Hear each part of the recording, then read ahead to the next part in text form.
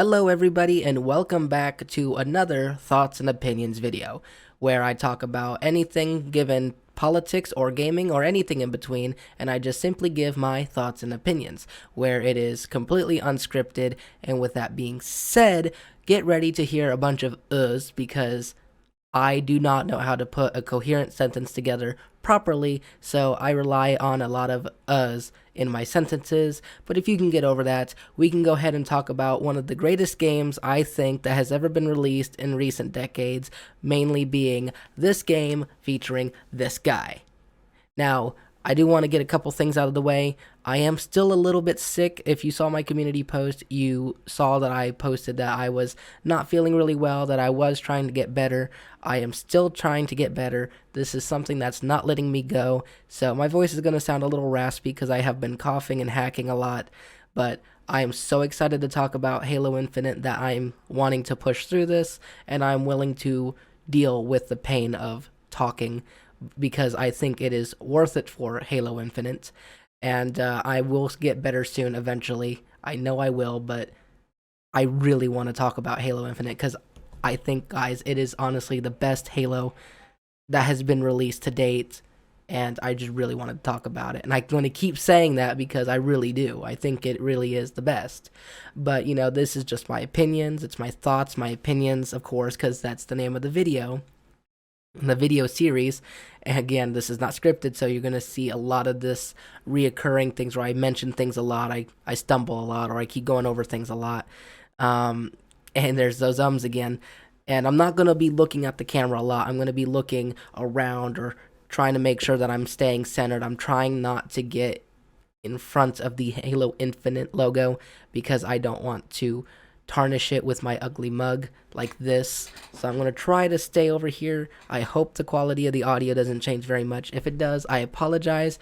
Before we get too far into this video, I do want you to know that this is going to contain heavy spoilers. I am going to be talking about everything that I can. I'm going to be talking about the beginning, what I think of it. I'm going to be talking about the middle, what I think of it. I'm going to be talking about the ending, what I think of it. If you do not want any of these spoilers, if you don't want to hear it, if you don't want to be known or informed of what happens, then skip the video. Do not stay here, because if you get exposed to these spoilers, do not complain to me, because this is your fair warning right now that I'm talking about a lot of stuff in Halo. This might not be a large video. I might just skim through it really quickly just to get some things out of the way.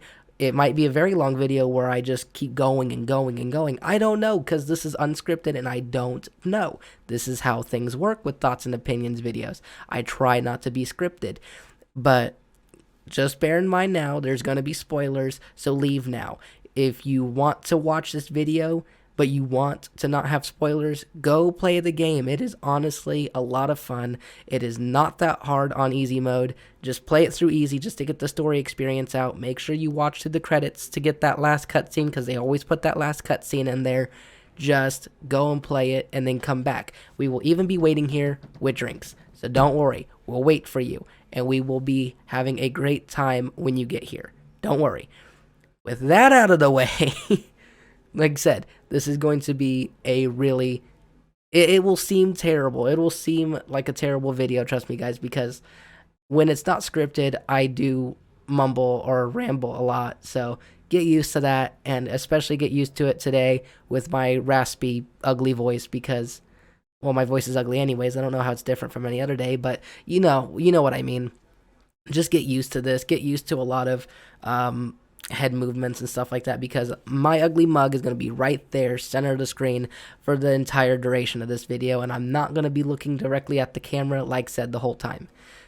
So let's just go ahead and start with what I thought at the beginning of Halo Infinite.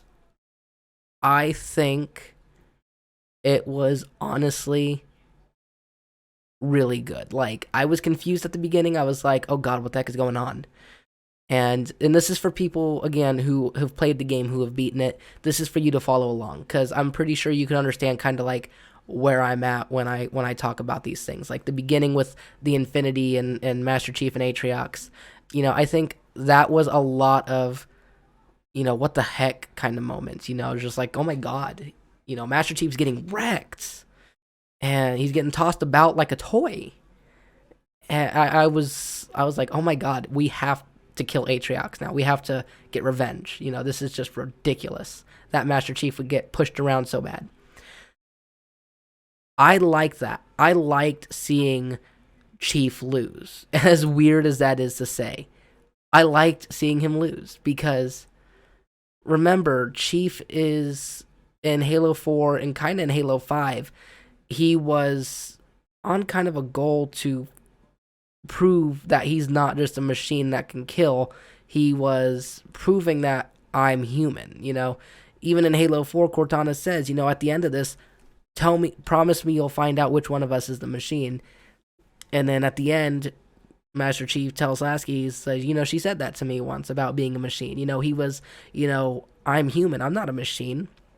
So to see him lose, I think is a really human aspect because Master Chief in Halo 1, Halo 2, Halo 3, and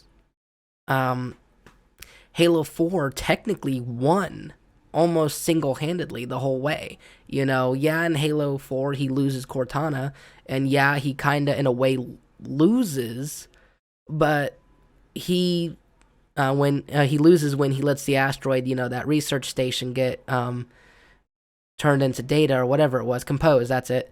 Yeah, he loses there, but like it wasn't really a major loss. It didn't feel like he lost. It felt like, it was just time was just out, There was nothing he could do because Cortana's rampancy was just kept pushing him back. That wasn't like he lost because he just didn't have it in him. Here with Atriox at the beginning of Halo Infinite, Master Chief was doing everything he could just to survive. He was going to die. And I really like that. I like the threat that Master Chief just nearly got gutted. If it wasn't for the fact that Atriox threw him out into space, honestly, he could have killed Chief right there and Halo's over. Wrap it up, Halo's over. Find some other Spartan that's stupid enough to do all this stuff.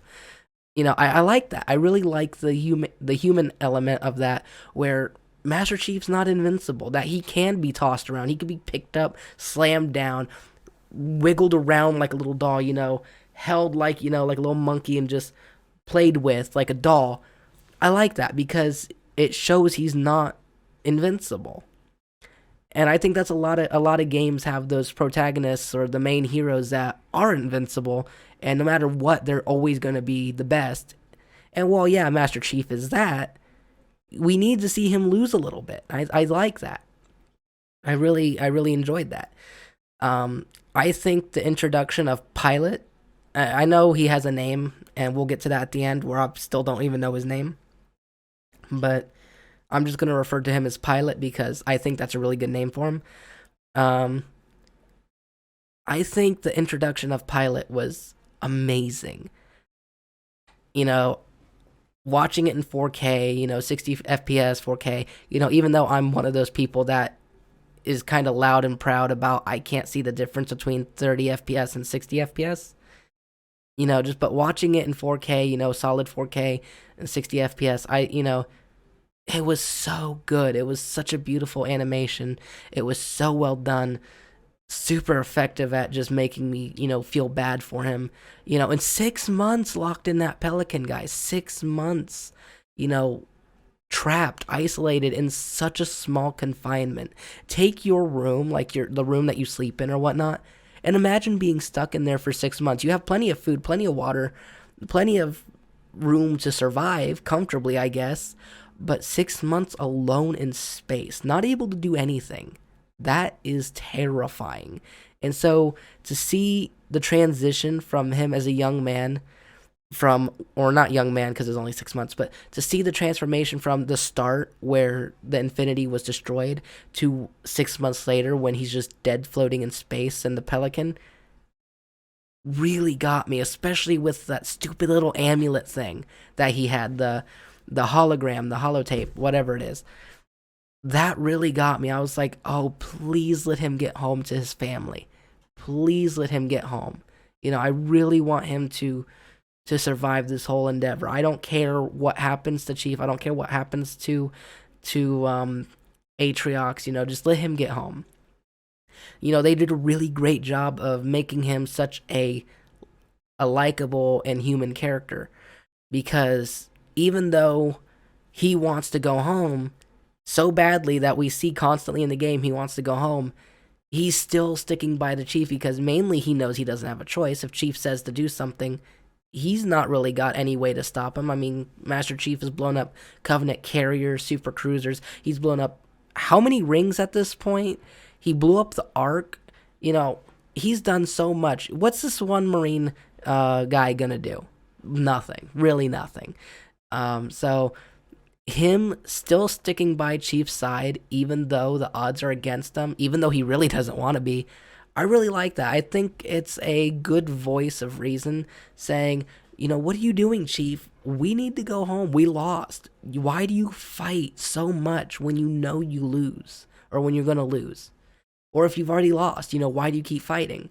You know, I think it also gives Chief a really big human aspect of just like we fight because we have to, because it's what gives us our humanity. It's what makes us strong. It's what we do. You know, we don't stop and just play dead. We don't just roll over. I really like that. It was really good, and I think the story of Halo Infinite was just really well done. I think it was arguably the best written Halo that has ever been written. I don't think Halo 1, 2, 3 ODST, Reach, none of them top it. And a lot of people give Halo 4 a lot of flack for saying it was probably the worst written Halo, at least until Halo 5 came out. But a lot of people gave Halo 4 flack for saying it doesn't make sense. It adds nothing to the story. Those same people don't understand that Halo 4 was written from the main creator, or the lead creator, the lead team dev, or whatever he is. He was basically telling the story of watching his mom go through dementia or Alzheimer's or one of those. And it was kind of his take on what it was like watching someone slip through, and you can't save them. No matter how hard you try, no matter what you do, they will slip through and there's nothing you can do. You know, and that's one of the reasons I love it so much, is because it showed that even for all his strength, even for his speed and everything that he can do, he couldn't save Cortana. It was impossible. But he still tried. And I think that's what made Halo 4 so great. And I thought Halo 4 was one of the greatest written. Even if it had some mistakes, I thought it was really well written, really well done. And then I think Halo 5 is really well done too. It has some spots that are confusing, yeah, but I think Halo Infinite is the best written Halo to date. And I think it's going to be the best written for many more years. I don't think this is going to be topped for a long, long time. And that is because I think the story is just so strong. Because they do what the community has been saying needed to be done. In Halo 5 and in Halo 4 in some cases, there was, in order to get the full story, you kind of had to read the books or even the comics or watch Halo Legends, you know. You had to be engaged in other forms of media for Halo in order to get the full story. In Halo Infinite, the full story, I'm getting into the shot. In Halo Infinite, the full story is fleshed out. You don't need to read the books. You don't need to read the comics or see Halo Legends. You don't need to play, you know, many of the Halo games. Or no, my bad. You do need to play the Halo games to understand the story, because you need to know who the characters are. You need to understand some of the plot points in there. But that's it. Just play the games and you have the story. You don't need to go to websites, the Halo Wikipedia or the Halopedia, whatever it's called. You don't need to go to comic books, movies, other things. You just have the games, which most people who like Halo are going to play all the games. So they did really well on that aspect, that they followed through on that commitment of you don't need to go somewhere else to get the full story. And I really like that. I think that's a great idea. And they have the audio logs. They have Banished audio logs too, which I think is really great. I haven't listened to any of them because I'm wanting to collect all of them and try to find the full story as it's unfolding. I want to go through it all chronologically and see how that changes the story. But basically speaking, everything that you need to know about the story is in the game. You don't need to go somewhere else, and I like that. I think that's great. And my friend Spitefire, you guys know him. He's been on the channel a couple times and done some other videos with me. But he agreed also, and that was one of his biggest complaints about Halo 5 and Halo 4 was that having to rely on other medias to get a full story. You shouldn't have to do that, and I agree, you shouldn't, but what is really hurting you from doing that is my main takeaway from it.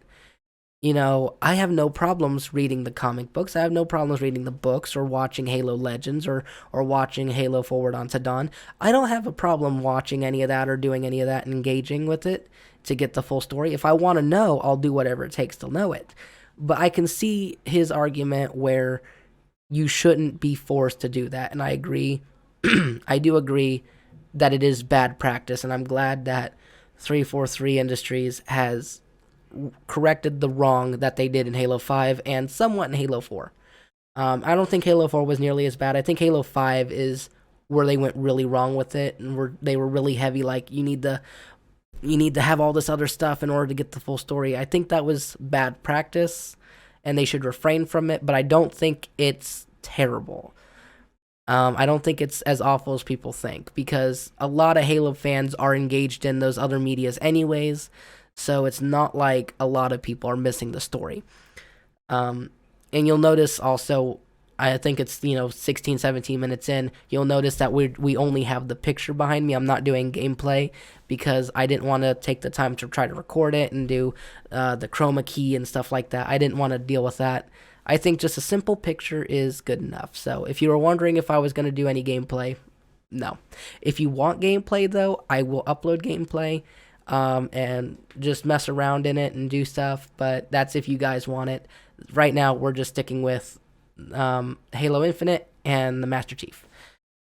And this Pelican up here? Yeah, up there. Doing this reverse is really hard, okay, guys? I'm not good with doing this. So I do want to go ahead and cut a little bit more towards the middle of the story, because there was one other thing I thought was really, really well done, was Pilot's breakdown. Now, a lot of people might disagree with me here. A lot of people might say it was a little cheesy. A lot of people might say it was a little hammy or whatever. I was almost in tears. I'd hardly ever cry, guys. Like, there's not a lot that makes me cry. I think the last time I really cried because of a game or because of a movie was Cortana's death in Halo 4. I think was the last time I actually cried. And I know that's kind of a weird thing to say, but playing since I was 5 years old, which is when Halo 1 came out, Halo CE, Combat Evolved. I was 5, and I was playing Halo ever since. I played it with my brother, I played it with my sister. We went over to my brother's friend's house, and, me being this little stupid 5-year-old following my, 19-year-old brother around, just like, oh my god, you're the best, you're the greatest and everything in the world. And then, oh my god, your friends are so cool, and I like to do the things your friends do, and we all play Halo and stuff like that. I was stupid, all kids are stupid at that age, at 5 years old. But, it was just one of those things, like, just playing Halo 5 since I was 5 years old, and then playing Halo 2, then Halo 3, one of my favorite Halo games, which just got replaced with Halo Infinite. I loved Halo 3, it was my favorite. All these years, Halo 4, Halo 5, Halo 3 ODST, Halo Reach, Halo Wars 2, Halo Spartan Strike, Spartan Assault, and then Fireteam Raven. All those Halo games that came out, and Halo 3 was my favorite through all of it because it's just really good. But Halo Infinite takes it. I'm sorry. People can disagree with me. That's what these videos are for. You can disagree. You can say, oh, this is the worst Halo game ever made, and I hate it. That's fine, guys. Comment that. Tell me you hate it. Let's figure out why. What did you not like? Let's discuss this. Let me move over a little bit. I'm getting closer to it again. But, that's what I want to do. I want to discuss this with you guys. But I think, honestly, in the middle, Pilot's breakdown when he finally confesses, he goes, I'm not a pilot, I'm an engineer, and I'm a civilian engineer. I just volunteered to sit there and do this because I wanted to do what's right. I wanted to help. I wanted to just be helpful. That was such a strong moment, and it had me on the verge of tears because I'm like, my God, this was a guy that didn't want to get into danger. He was trying to stay out of it by just being an engineer. And now look at where it got him, and he's still trying to do what's right, even though he just wants to go home. And he's trying to go home, but he knows he can't because he needs to be here to help the chief. And to be fair, it's not like Chief was giving him the option anyways, but still, it was just such a human element because me and my friend, I don't think Spitefire would even remember us talking about it, but we would talk all the time about, like, if we were just simple Marines and we were near the Master Chief, we'd be like, yeah, Master Chief is here. We have a great chance of surviving, but we also have a big chance of dying because Master Chief is always where the danger is. Master Chief is always where the most carnage is going to be. So, yeah, you have a great chance of surviving if you stay by his side, but by staying by his side, you also run the risk of being right in the face of danger. It's just one of those things that you could be on the ship that crashes and he's the only survivor, like in Halo 1, or in Halo 2, he's in the Pelican that crashes upside down, or in Halo 3, in a ship that he just jumps from and just completely abandons. You could be any one of those situations, or you can be the situation where he comes in, make sure you evac and get everyone else out, like in Halo 3's Crow's Nest. There's a lot of situations that to take into consideration. And with the pilot, what I like about him is he's the aspect of we're in danger because you're here. And we're going to constantly be in danger, but we don't have to be if you'll just leave. I like that. It's really human. And then Master Chief having his little human element with it, again, makes him human. Proves he's not just a machine that's born and raised to kill, even though he is, but it's just like, he can be more than that. And again, like I said, guys, this is some spoiler alert, so you had your chance. Don't complain. You have no rights at this point to complain. I told you. I think the weapon, as they kept calling her weapon, I called her Fake Tana the whole time as playing the game because I was like, she looks like Cortana, she acts like Cortana, but she's not Cortana. So I called her Fake Tana. And Spitefire would vouch for me on this because we were in a Discord call when I was playing it and I was screaming at Master Chief not to let her into the helmet, into the chip. I think I went almost 20 minutes without pressing the button to let her in the chip. I was like, I'm not doing it. We're not doing this. I'm not letting her in. I wasted so much time because I'm like, I'm not doing this. But yeah, Fake Tana, the weapon, as they call her. I ended up liking her. I didn't like her at the beginning. I thought, she was like Isabel from Halo Wars 2. I thought she was kind of like naive, like, oh, I can't do this, or she seemed kind of airheady, I guess. Her head was in the clouds kind of like thing. Like, she was blissfully ignorant to a lot of the things going on. And while I agree while I do agree with it now at the end of the story, knowing what I know now, I think it was probably for the best, but still, I think as a character introduction, she should have some form of wit about her. She should have knowledge of what's going on. She shouldn't have amnesia, from what just happened, She's like, oh yeah, this is supposed to happen. And then she goes, well, wait, what did happen? I mean, how do you know what you were supposed to do and that you did it if you don't remember what it was you were supposed to do?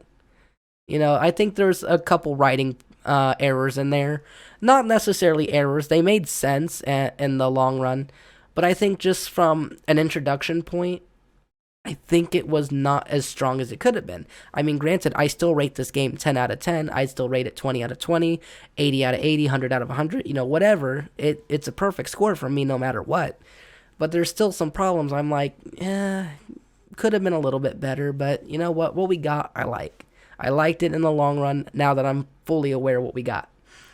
I think Chief having a trust issue with her was probably something I thought was funny because given how he's now with a Cortana model that is brand new and just as much is a risk taker as the original Cortana, but doesn't know that it's being super risky or that it is worth the risk and that it is being risky, but it's not letting on. I think that was really Cortana personality like.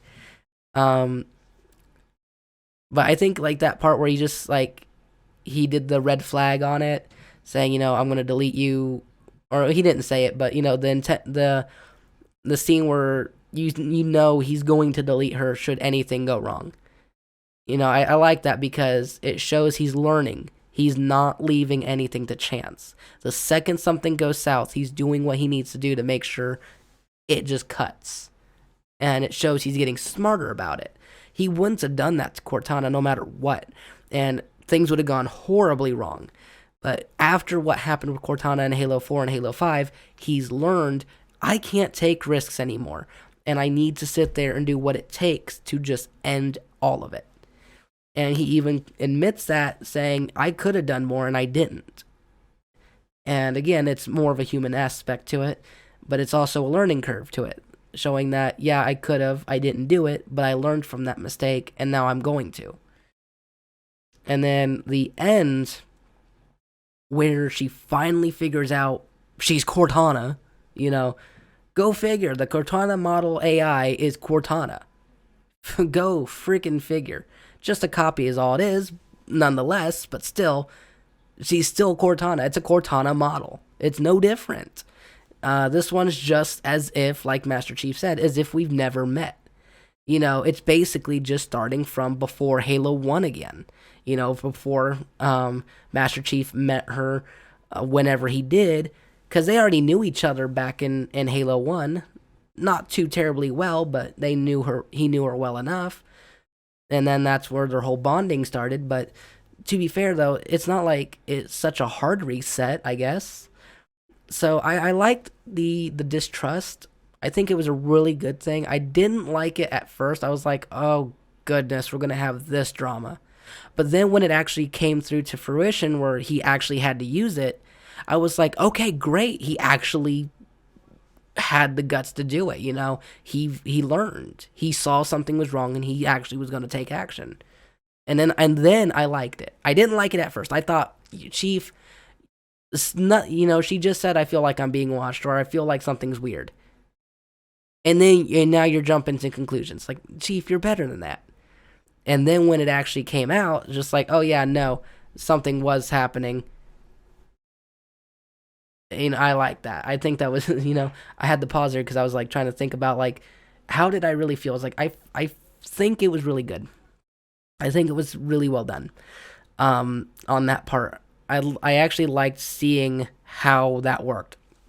I think one of my favorite parts, I don't know, like you guys tell me in the comment section what you thought of it, but the visor, how it had all that stuff playing on it, like when he did the red flag and whatnot for the deletion protocol. I really like that. I think that's something that if that was in the older Halo games, it would be worn out to death by now, but getting it now with the graphics that we do, I think it actually works really, really well. I think it's much more believable now, especially with the upgraded graphics and everything. It's immersive. It's really immersive, and I like it.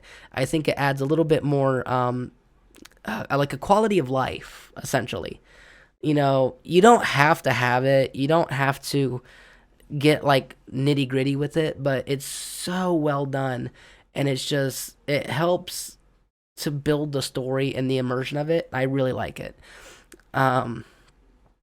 We'll go ahead and cut to the end a little bit, because I do have some questions that maybe we can interact in the comment section with. The whole point of these videos is to be engaging. So I have some questions here on my good old phone that we're going to ask, and hopefully you guys can engage with me in the comment section and we can maybe figure some things out.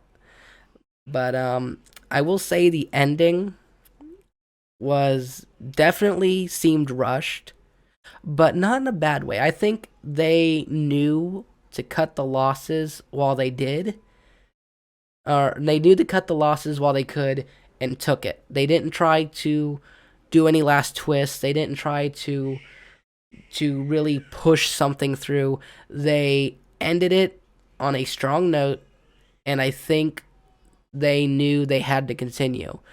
I would have loved for Halo Infinite to be twice as long, maybe even 3 times longer, considering it's been 6 years, I think it is, since Halo 5. No, it's not been 6 years. Has it been 6 years? God. If it's been 6 years since Halo 5, that is ridiculous. But I don't think it's been 6 years. I think it's been like 5 or 4.5 years. It could not have been that long. But um I think they knew to cut it. And I think they did a great job because yeah, they did that thing where there's a magic time leap where we skipped 3 days, and they even do it 3 days precisely. So great, a whole 72 hours lost, and we have no idea what's happened. The pilot survives, which is great. We get a great story with Pilot, and I'm hoping he's in the next Halo, whichever it's called, Halo Infinite Plus or whatever. I think they should try to keep the current relationship with Fake Tana and Master Chief as it is. I don't think they should try to build on it so quickly, where at the end of the next Halo game, he trusts her entirely. I think there should still kind of be that doubt, like, he's still trying to figure out if this model Cortana is going to work like the last Cortana, or is this one going to be one that does not operate as substantially? Because Cortana, you could rely on Cortana up until Halo 4 to get anything you wanted done. She knew what she was doing, and she had everything under control. If something was wrong, she said, hey, screw this is not right, and then Chief would 180 and turn off and do what needed to be done. This one here, she kind of doesn't seem like she's got a back, like a spine. She doesn't have a spine to her. She's, hey, I don't know. She's blissfully ignorant to a lot of the dangers. And I think make her a little bit more serious in the next one, but try not to change the relationship too much, and I think it would work just fine. That being said, I think the ending was just really strong just because they didn't try to push anything. A lot of people, I'm pretty sure, were wanting something bigger than what we got. But I think that cutting it and just calling quits when they did was probably for the best. Because if they had to delay this another year, no one would be happy. And to do what they did with what they had, I think works out the best. And again, while I would have liked a twice as long story and an even more flushed out world with more story to it, more characters to look at, it does feel rushed because, especially on easy, being beaten in about 3 hours, 3 or 4 hours on easy. I mean, easy mode, I do easy mode whenever I play a new Halo game because easy mode is for the story experience. Legendary and heroic is for the actual quality gameplay experience. And so I think on easy, a Halo story should be no less than 5-6 hours. So I think it should have been a little longer. But I'm not going to complain because I think, honestly, this is the most perfect Halo ever made. But this is for us to discuss. Again, I want to hear what you guys think. I want to go back and forth with you guys. Let's see what we liked together, what we didn't like together. What do we have different opinions on? Let's talk and have fun. That's the whole point. But now, like I said, I have some questions that the story of Halo Infinite, at least to my knowledge right now, didn't make entirely clear, that I might have missed, which I don't think I missed anything, but if I did, let me know, but I'm pretty sure I got the whole story down. But I have these questions that maybe you and I can discuss in the comments. So my first question is, what happened after Halo 5? How long was Infinity on the run? And how long did the war with the Created last? And I want to expand on this because I think this is worth expanding on. What happened after Halo 5? I think that's kind of obvious. What happened after Halo 5? At the end of Halo 5, the Infinity was on the run through hyperspace or whatever it is. They were going away, trying to get away from Cortana, and they got that message from Cortana, and they're just like, we're just going to keep running until we can figure something out. What did they figure out? What did they do? Because Halo 5, they're on the run. Halo Infinite, the next game to come out, suddenly they're at Zeta Halo, fighting the Banished, lost substantially or significantly, and, just outright, I guess is the better word to say. They just lost outright, with the Infinity being destroyed, or not destroyed, but incapacitated in 4 minutes, according to Escharum. 4 minutes flat. That's scary, but what happened in between that when they lost to the Banished to the ending of Halo 5? That's such a big time gap, apparently, because in the story of Halo Infinite, they talk about how Sydney, Australia was destroyed, or I guess all of Australia, I really don't know. They only mention Sydney, but they mention how Sydney was destroyed because the UNSC refused to give up, and they said we had to go into hiding because it was necessary for survival. Okay, great. You're explaining some things here. You're explaining that after you went on the run, the UNSC resisted Cortana as best they could, and Sydney got destroyed. Honestly, I don't think that's a bad thing to happen right now in the real world, but let bygones be bygones. What happened next? What happened next? How long after Halo 5 did that happen? Was that immediately after? Was that as you were on the run? Was that before the Infinity started running? Was that several days, months, weeks? How long? In the war with the Created, they showed that a space station that had like 176 Spartans with orders to stand against Cortana was stationed there, and the AI blew it up and killed all those Spartans. So, okay, there was definitely a war. There was definitely resistance. And the AI sat there and was purging the Spartans and crippling the UNSC. And I think, honestly, that's probably why the UNSC lost so badly to the Banish, is because they lost so many Spartans to the Created and to Cortana's army. But what happened? I'm going to keep harping on that. What happened? Did they fight? Or did Cortana just single-handedly destroy them and cripple them, that there wasn't much of a fight and just months passed by with nothing going on, just running around and hiding? I really don't know. And I think we as a community should discuss this and see if we can't put the pieces together.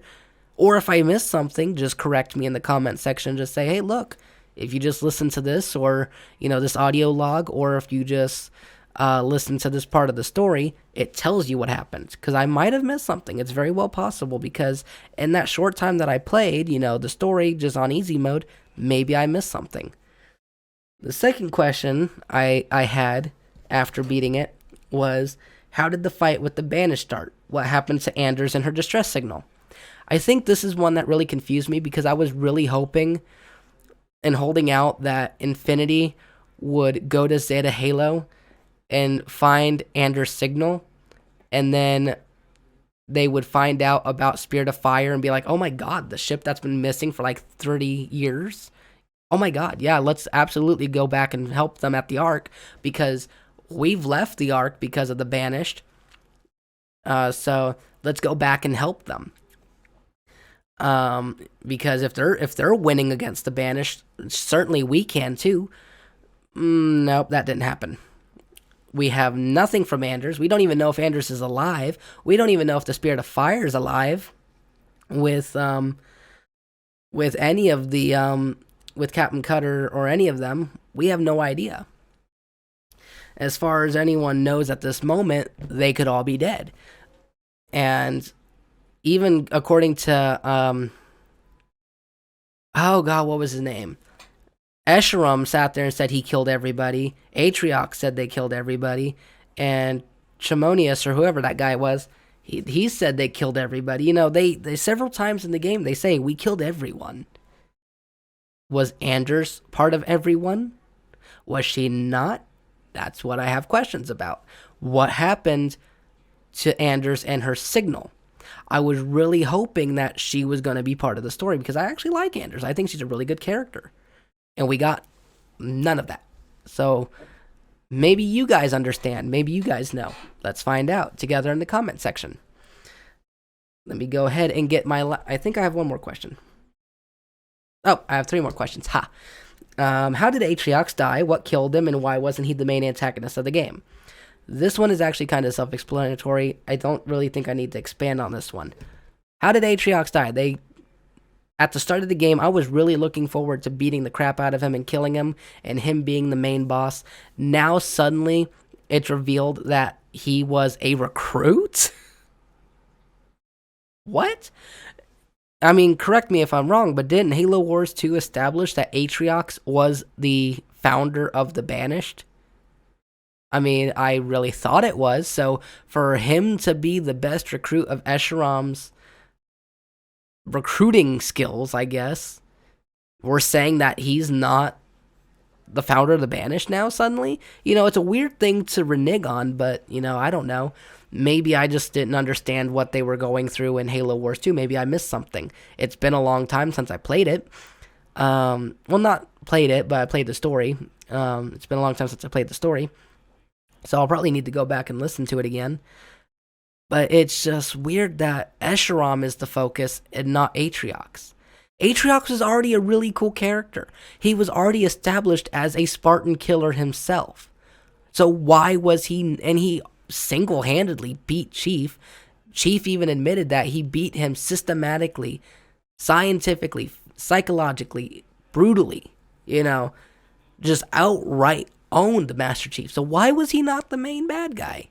That's all I'm saying on it. I think he should have been the bad guy.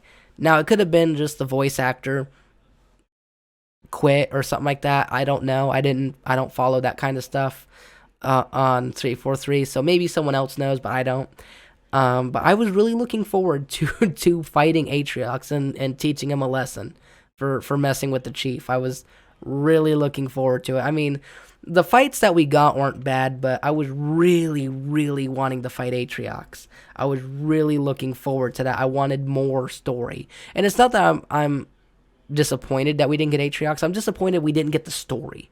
I know Halo Wars 2 focused on Atriox a lot and gave us a good story, but there was more that I think we could have explored on, and I'm so sad we didn't get it. I'm so disappointed that we didn't get that story. Atriox was such a good character, and maybe, you know, in the next one they could probably go over, you know, even if it's just in a terminal somewhere, it's like hidden in a terminal, go over how he died, if it's not already in the audio logs. I don't know. I didn't listen to the audio logs, like I said, so if it's in the audio logs, let me know. I will go back, I will find them all, and I will read them. Or I will listen to them, I guess. But, I just really wanted more Atriox than what we got, which was literally none. Except in the introduction, which we didn't even get to fight him. I was really looking forward to it.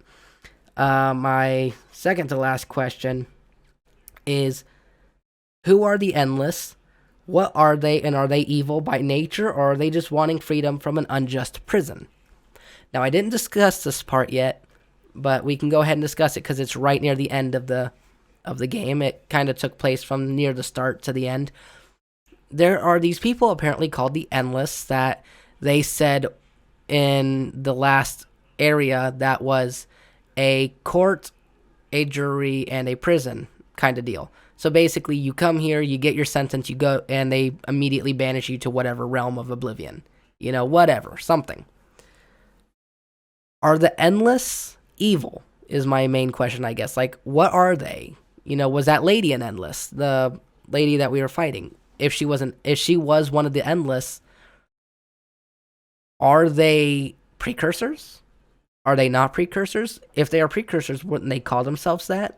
Or would they refer to themselves as Endless, and they were just given the name of precursors from someone else, like the Forerunners or the Ancient Humans?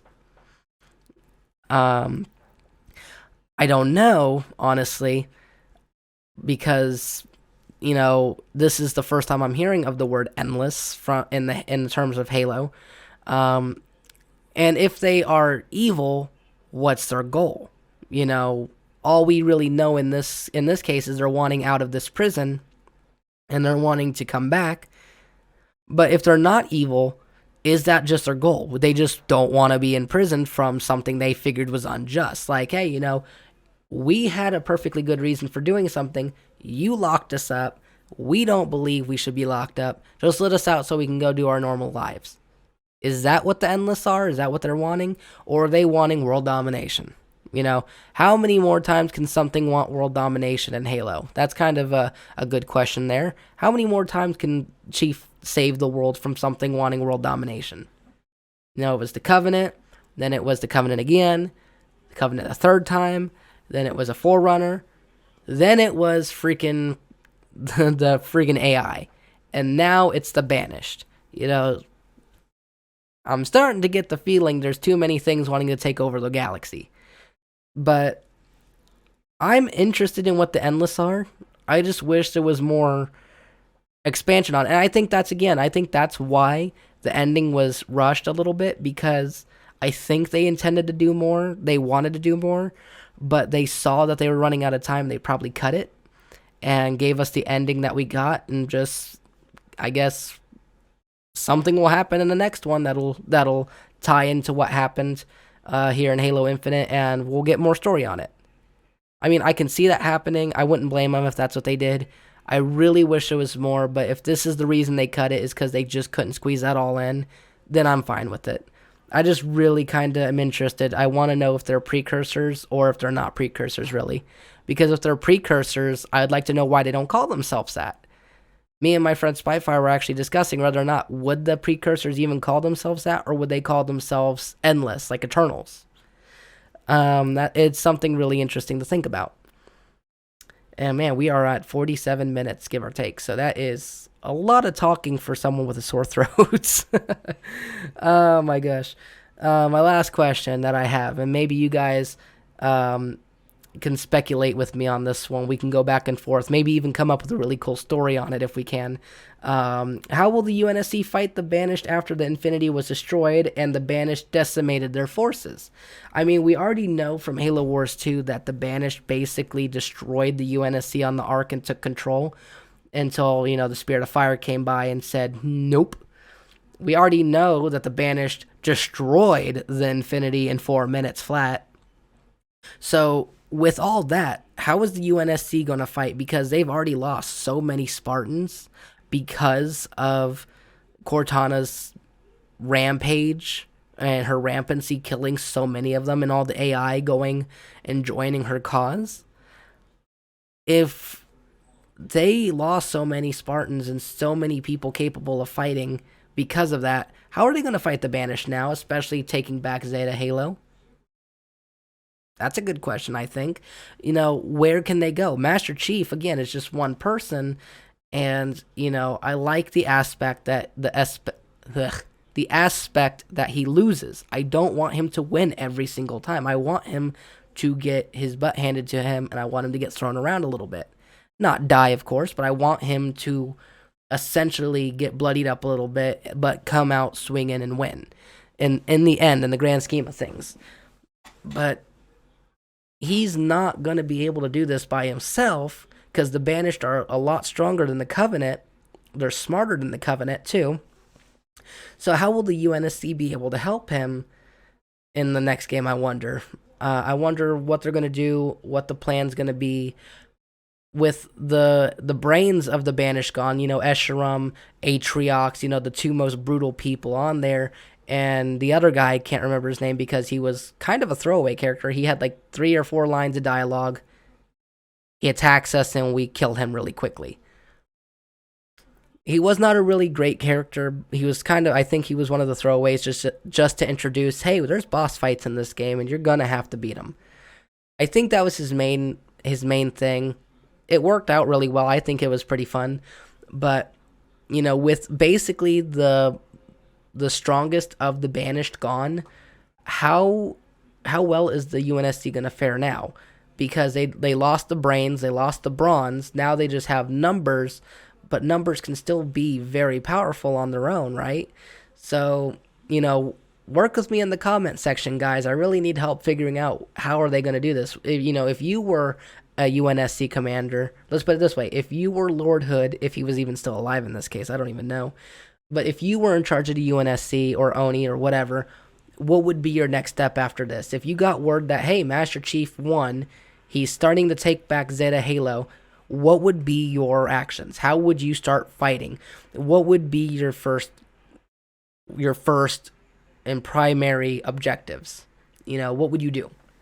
Because I think my primary thing is, if the war with the Created's not going on anymore, would probably be to sit there and rally any and all forces and start making more ships, start recruiting more people, as many as you can, and getting over there to sit there and help the man out. Maybe that's not how it would work exactly. Let me get rid of that. Goodbye. But maybe I'm different from you guys. Maybe you're different from me, or however you want to phrase that. So let's go ahead and work on it together. Let's go ahead and make our own little story for the next Halo game. As a fun kind of creative thing to do, just something that we can do as a community. Let's go ahead and just do a hypothetical. What could happen? What should happen? What would be the ideal case and what would be the worst case scenario? Let's have fun with this. Let's see what we can do together, because I think we can pull something out. Anyways, this has been going on for about 52 to 53 minutes now. I think I've talked about a lot. This is definitely more than I've actually ever talked before.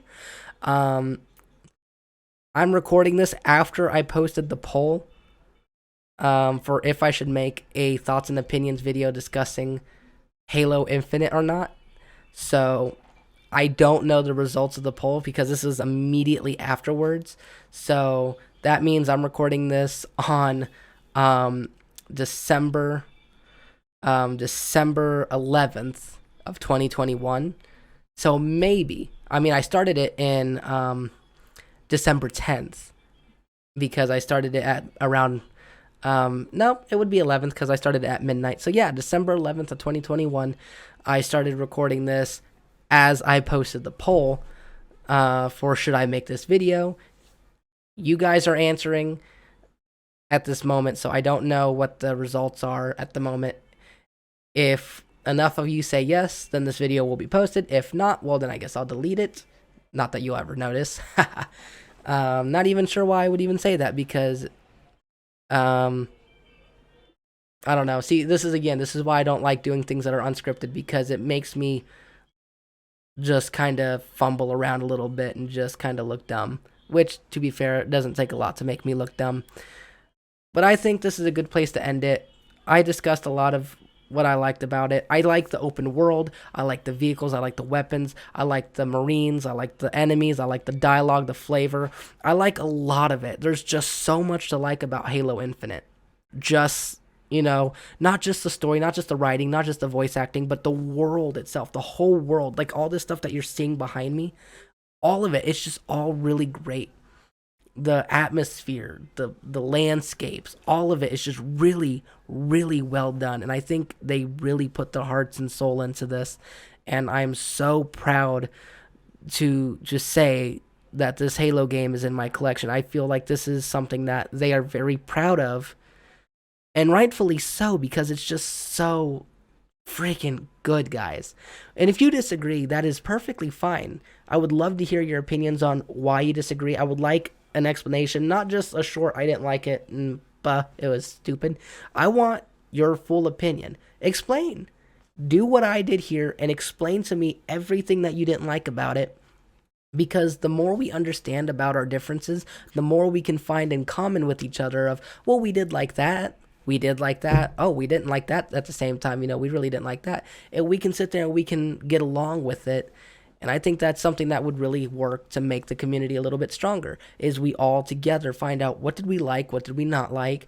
And then when it comes to the next Halo game, we can all say, well, we all agreed this is what we liked, and this is what we all agree that we didn't like. And then that means that we would be unified to have a better voice for Halo and its direction going forward, instead of everyone screaming from the rooftops their individual opinions and getting confused with everything else. we should start to understand our similarities instead of trying to focus on our differences, I think. When it comes to Halo, it's all about unison, not division or being divided or whatever you want to say. It was going good until I ruined it there, I guess. But anyways, again, I'm cutting it. There's a lot to like about it. If you watch this and knowing that there was going to be spoilers, I do not pity you in the slightest. I warned you in the beginning. Anyways, guys, y'all have a great day. I'll be seeing you in the next one whenever I release it. I have no idea when.